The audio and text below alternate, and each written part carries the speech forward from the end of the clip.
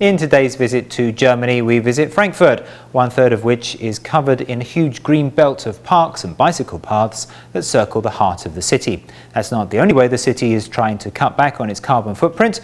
The market in the centre of Frankfurt sells locally grown organic farming produce, and the German financial capital is also the home to an ethical bank that'll invest your money in sustainable projects. However, there is still much more that could be done, as we find out from the protesters who are occupying Frankfurt outside the Central European Bank. Here's the latest in our series called A City's Green Journey.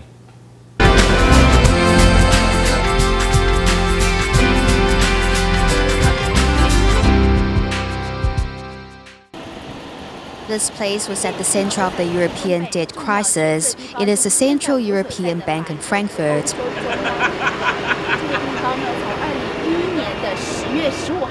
Since October 15, 2011, crowds of protesters have gathered here to occupy Frankfurt, setting up tents.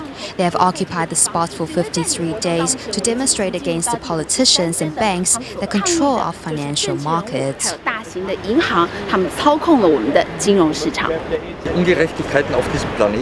Germany, the occupation movement has taken a new twist. There are also some anti-nuclear signs here, or some demands for ecological and environmental protection, which is a link between financial and conservation issues.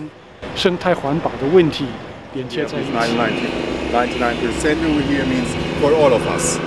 The 99% movement is a reaction to the power that's in the hands of the privileged 1%, like the people in charge of Deutsche Bank, who have been criticized for manipulating world food markets. Basically, these banks represent an old economic model, which is focused purely on profit. Ethical issues and environmental issues come second. That's why Germany has an ethical bank that promises to use your money in a more meaningful way by investing in renewable energy and organic farming. The bank's business model moves away from motives of profit and economics to focus on ethics and social justice. Although they appear to be unrelated issues, finance and conservation are closely linked. Financial trading stimulates the global market and puts a greater variety of products on the supermarket shelves, which creates the problem of food miles.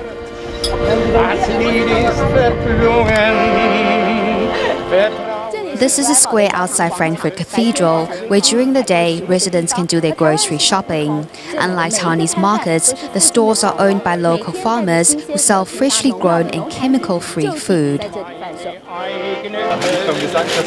Buying local produce to cut down on food miles is one way to reduce carbon emissions from transportation. I think that the consumers are getting more and more conscious about this topic because it's like, well, it might be more healthy and it's better for the soil and it's better for the climate maybe, and well, yeah, I think it's getting more conscious.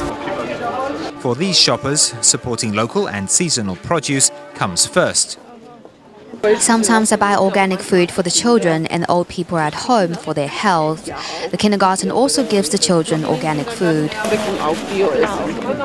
In the last decade, organic stores have grown in size. This supermarket has a chain of 26 shops all over Germany.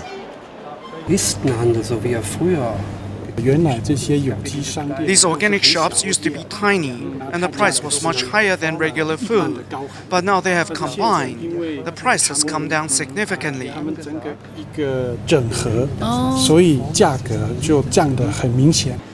From the perspective of cutting carbon, vegetarian food is more eco-friendly than meat.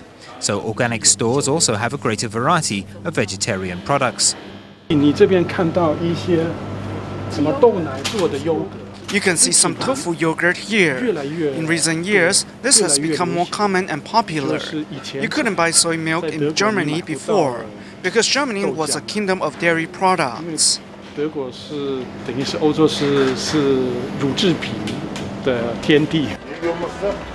rise of consumer power in Germany has also exerted its influence on urban planning. Academia Sinica research fellow Fabian Hubel is currently a visiting professor in Frankfurt. On his tour around the city where he grew up, he takes us to his favorite part, the bicycle paths. One-third of Frankfurt is a green belt that runs around the heart of the city. People like to ride their bicycles on the green belt because it's more comfortable. And of course, there's less traffic. So in terms of lifestyle, it has really made a difference. The Green Belt used to be covered in concrete until the Green Party took power and ripped out the concrete jungle, replacing it with a huge urban park. The land here is very expensive, so this was a big proposal. How do you balance as a city government? How do you balance a city's sustainable development and planning?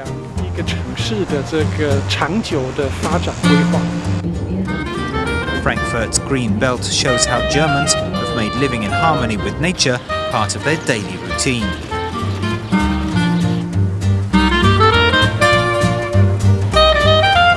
Tomorrow we'll go to the German countryside to meet a group of farmers who are using modern environmental technology to transform a century-old farm.